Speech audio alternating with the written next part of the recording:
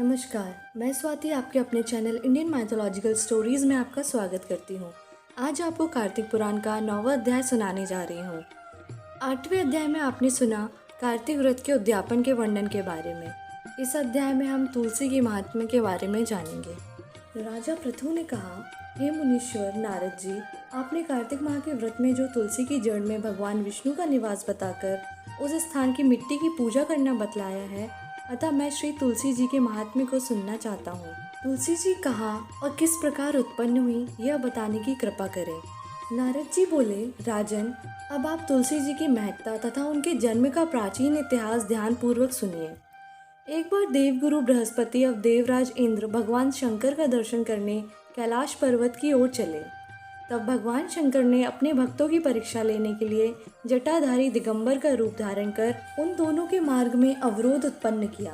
यद्यपि वह तेजस्वी, शांत, लंबी भुजा और चौड़ी छाती वाले गौर वर्ण अपने विशाल नेत्रों से युक्त तथा सिर पर जटा धारण किए वैसे ही बैठे थे।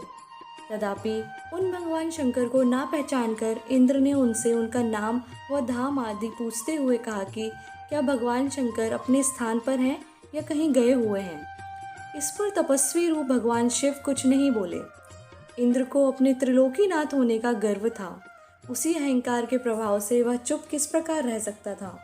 उसने क्रोधित होते हुए उस तपस्वी को धुड़क कर कहा, अरे, मैंने तुझसे कुछ पूछा है और तू उसका उत्तर भी नहीं देता। अभी तुझ पर वज्र का प्रहार करता हूँ, फिर देखता हूँ कि कौन तुझ दुर्मति की रक्षा करता है। इस प्रकार कहकर जैसे ही इंद्र ने उस जटाधारी दिगंबर को मारने के लिए हाथ में वज्र लिया, वैसे ही भगवान शिव ने वज्र सहित इंद्र का हाथ स्तंभित कर दिया और विकराल नेत्र कर उसे देखा। उस समय ऐसा प्रतीत हो रहा था कि जैसे दिगंबर प्रज्वलित हो उठा हो और वहां अपने तेज से जला देगा। भुजाएं स्तंभित होने के कारण इंद्र दुखित होने के साथ साथ अत्यंत कुपित भी हो गया। परंतु उस जटाधारी दिगंबर को प्रज्वलित देखकर बृहस्पति जी ने उन्हें भगवान शंकर जानकर प्रणाम किया और दंडवत होकर उनकी स्तुति करने लगे। बृहस्पति भगवान शंकर से कहने लगे, हे दीनानाथ, हे महादेव, आप अपने क्रोध को शांत कर लीजिए और इंद्र के इस अपराध को क्षमा कर दीजिए। बृहस्पति की यह वचन सुनकर भगवान शंकर ने गंभीर वाणी में कहा, मैं अपने नेत्र से निकाले हुए क्रोध को किस प्रकार रोकूं। तब बृहस्पति ने कहा, भगवान, आप अपना भक्त वत्सल नाम सार्थक करते हुए अपने भक्तों पर दया कीजिए। आप अपने इस तेज को अन्यत्र स्थापित कीजिए और इंद्र का उद्धार कीजिए।